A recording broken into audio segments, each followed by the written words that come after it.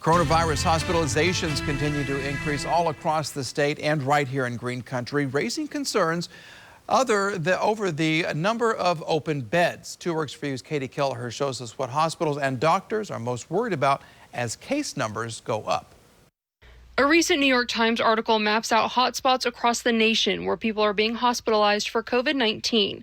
2 of those locations, Tulsa and Oklahoma City. According to the article, hospitalizations in Tulsa increased 27% in the past 2 weeks. It's not as bad as Oklahoma City, which has seen a 47% increase.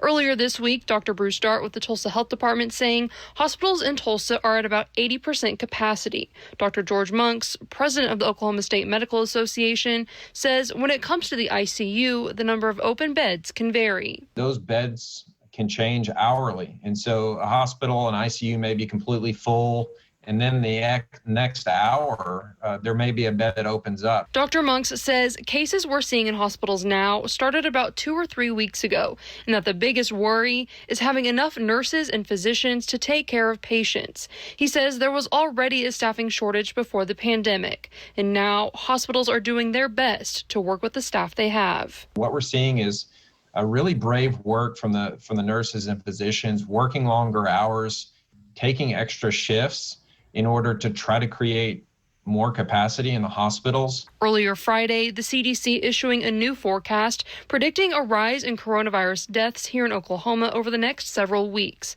Hospitals bracing for more patients. We need the public's help. We need everyone to wear a face mask, maintain social distancing, wash your hands frequently, because the system is under stress. There's not much slack left. Dr. Monks says it could take a few weeks before we see if there's a change in cases and hospitalizations from the mask mandate. Katie Kelleher, 2 Works For You.